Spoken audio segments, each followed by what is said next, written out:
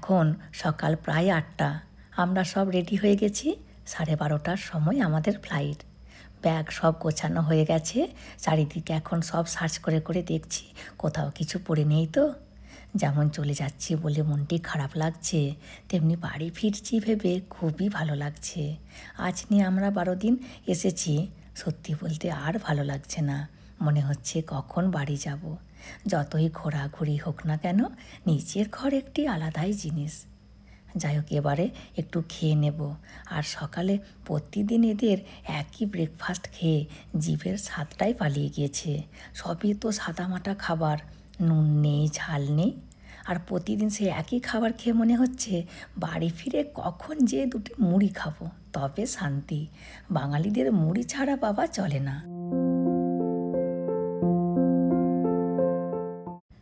আজকে ভাবছি একটু নুডলস নেব। আর এই আলু ভাজাগুলোতে এক ফোঁটাও নুন নেই, নুন মিশিয়ে খেতে হচ্ছে। আর এই রান্নাটা হলো বেগুন আর চিকেন দিয়ে। গতকাল ছাতু দিয়ে চিকেন বানিয়েছিল, মোটামুটি খেতে ভালোই ছিল। আর এটি কেমন হবে কে জানে। যাই হোক, চলুন বসে পড়ি। ছেলে মেয়েদেরকে বললাম বেশি করে খেয়ে নে, একেবারে আমরা ব্যাঙ্গালোরে এয়ারপোর্টে যেয়ে খাবো। অবশ্য স্ন্যাক্স, বিস্কুট, কাপ নুডলস সব নেওয়া আছে, তবে ভারী খাবার সেই রাত্রেতেই খাওয়া হবে। সব শেষে আমার একটু বাবা গ্রিন টি চাই। হাজব্যান্ডে না হলেও চলবে, কিন্তু আমার চাই।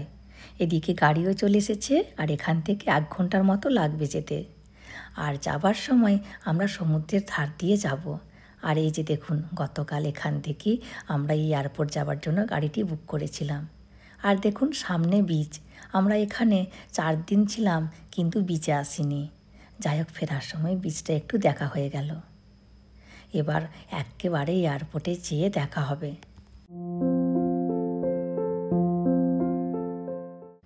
আমরা চলে এসেছি এয়ারপোর্টে। খুব তাড়াতাড়ি করে চলে এলাম, তা না হলে এখানের যা ট্রাফিক, ওই জন্য আমরা একটু আগে থেকেই বেরিয়েছিলাম। আর যিনি ড্রাইভার আছেন উনি কী করছেন, গুগল ম্যাপে শুধু দেখছেন, আর যেখানেই ট্রাফিক দেখাচ্ছে গলির রাস্তা ধরে নিচ্ছিলেন। ওই জন্য আজকে আমরা একটি বারের জন্য ট্রাফিকে দাঁড়াইনি। আর জানেন, এই এয়ারপোর্টটি ইন্টারন্যাশনাল এয়ারপোর্ট হলেও খুব ছোট এয়ারপোর্ট, কারণ এই এয়ারপোর্টটি ফুকেট আইল্যান্ডের পাশেই অবস্থিত। ওই জন্য এই এয়ারপোর্ট থেকে সমুদ্রও দেখতে পাওয়া যায়। যাই হোক, এবার হাজারো চেকিং হবে, তারপরে একটু যেয়ে বসবো। আর এখনও আমাদের হাতে 1.5 ঘন্টার মতো সময় আছে। দেখুন নিচে কেমন ভিড়। এক্ষুনি একটি ফ্লাইট আছে, ওই জন্য এত ভিড়। আর এখন 12:15 মতো বাজে, আমাদেরও ফ্লাইটের টাইম হয়ে গিয়েছে। এদিকে বাসও চলে এসেছে। আর 12:30টার সময় আমাদের প্লেন টেক অফ করবে, আর ল্যান্ড করবে ওই 3:30, 4টে করে। কিন্তু আমাদের ভারতের টাইমে আবার প্রায় 1.5 ঘন্টা কমে যাবে। মানে আমরা ভারতের টাইমে দুপুর 2টোর সময় নামবো। আবার রাত 9টার সময় নেক্সট ফ্লাইট আছে। মানে আমাদেরকে ব্যাঙ্গালোর এয়ারপোর্টে অনেকক্ষণ বসে থাকতে হবে। এটি সবচেয়ে বড় কষ্ট। দেখুন সমুদ্র, এয়ারপোর্টের সাথে লাগোয়া সমুদ্র, ভাবা যায়। আর এমন জায়গায় এই এয়ারপোর্টটি আছে, প্লেন ওঠানামা করতেও একটু রিস্ক। আর এই যে আমাদের ফ্লাইট ইন্ডিগো। আর এখানে প্রায় সবাই ভারতীয়। যাই হোক, চলুন জয়গুরুকে ডেকে ভেতরে যাওয়া যাক। আবার শুরু হলো আমাদের জার্নি। জানেন, যেই প্লেনে চেপেছি এত ভালো লাগছে, মনে হচ্ছে আমরা থাইল্যান্ডে নয়, আমরা ইন্ডিয়াতেই আছি। আর সবাই দেখছি হিন্দিতে কথা বলছে, খুব ভালো লাগছে। যাই হোক, আমাদের প্লেনটা এখন ওয়েট করছে, কারণ এক্ষুনি একটি প্লেন ল্যান্ড করবে, ওই জন্য। আর এই এয়ারপোর্টটাতে একটি রানওয়ে।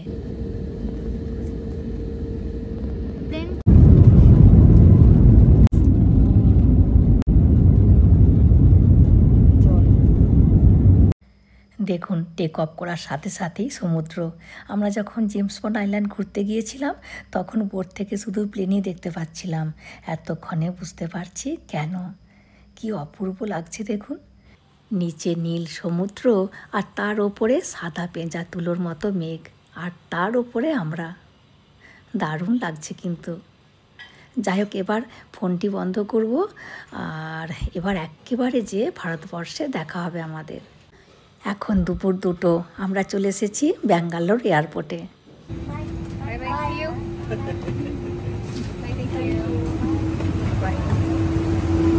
জানেন এই ব্যাঙ্গালোর ইন্টারন্যাশনাল এয়ারপোর্টটা নতুন হয়েছে, ওই জন্য দেখুন মনে হচ্ছে আমরা এখনও বাইরের দেশেই আছি, এত সুন্দর করে বানিয়েছে। হাজব্যান্ডের মুখে অনেক নাম শুনেছি, তো আজকে দেখা হয়ে গেল। আর এখানটিতে হবে ইমিগ্রেশন চেকিং। দেখুন ইমিগ্রেশন চেকিংয়ের জায়গাটাও দারুণ সুন্দর করে ডেকোরেশন করেছে। আর জানেন আমার যিনি ইমিগ্রেশন চেকিং করছিলেন ওই অফিসার আমাকে জিজ্ঞাসা করছেন থাইল্যান্ডের কোন জায়গাটা ভালো, তো আমরাও ভাবছি ফ্যামিলি নিয়ে যাব ঘুরতে। আর দেখুন এগুলো সব পিওর সোনা, এক একটিতে 1 কিলো করে ওজন আছে। আর এখানটি দেখুন, এখানটিতে আবার হাতি দিয়ে ডেকোরেশন করেছে, আবার হাতির কানগুলোও নড়ছে। আর এখানটি লাগেজ আসার জায়গা, এখানটিতে আবার ঘন্টা দিয়ে ডেকোরেশন করেছে। সত্যি ডেকোরেশনগুলো কিন্তু খুব ইউনিক, এরকম ডেকোরেশন কিন্তু আর কোথাতেও দেখিনি।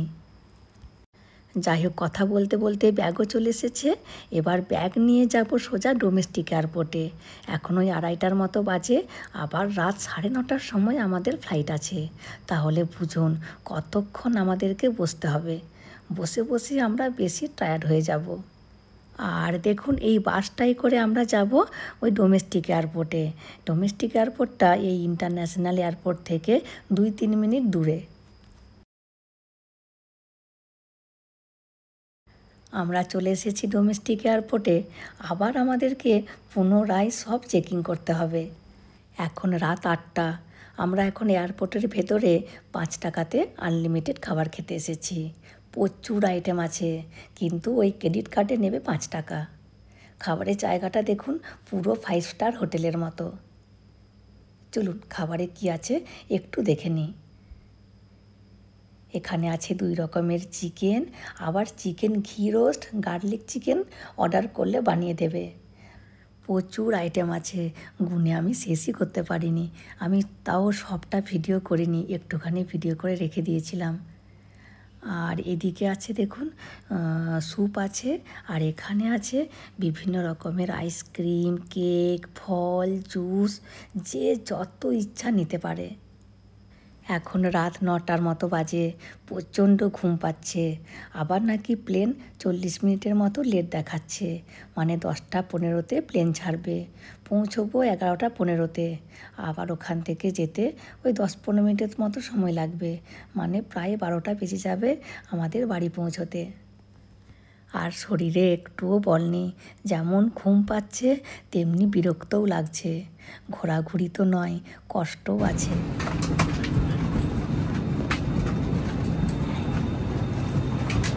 এখন রাত 11:30, আমরা নেমে পড়েছি বাবা, হাঁপ ছেড়ে বাঁচলাম।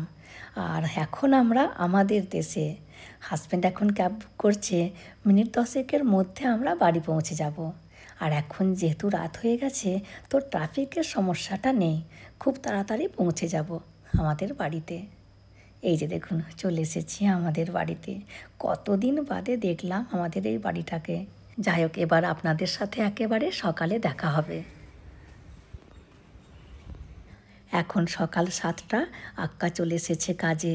ঘরের মেঝেটা খুব ধুলো হয়ে গিয়েছিল, ওই জন্য আক্কাকে ডাকলাম এখন মুছে দিয়ে যাও। আর বাসনগুলোও তো অনেকদিন ব্যবহার করা হয়নি, তো কিছু বাসনও ধুয়ে দিয়ে যাও, আবার সেই সময় করে বরং একবার আসবে। আর জানেনই তো আমাদের ঘড়িটা 40 মিনিট ফাস্ট করা আছে। আর আক্কা বলছে এতদিন তোমরা কোথায় গিয়েছিলে, তোমাদের দেশে চলে গিয়েছিলে? অ্যাকচুয়ালি কাউকেও বলে যেতে সময় পাইনি, আক্কাকে শুধু বলেছিলাম বাইরে যাচ্ছি। ওই জন্য আক্কা বলছে তুমি তো কাউকে বলে যাওনি। তো সবাই মানে প্রতিবেশীরা আক্কাকে ধরেছে কোথায় গেছে সোমাওরা, সবার নাকি খুব কৌতূহল জানার। আজকে সময় করে সবার সাথে একটু কথা বলবো। আর সকালে আগেই এসে পুজো করে নিয়েছি, কতদিন আমাদের ঠাকুর মহারাজ খেতে পায়নি। আর আজকে সকালে 2টি মুড়ি খাবো সবাই মিলে।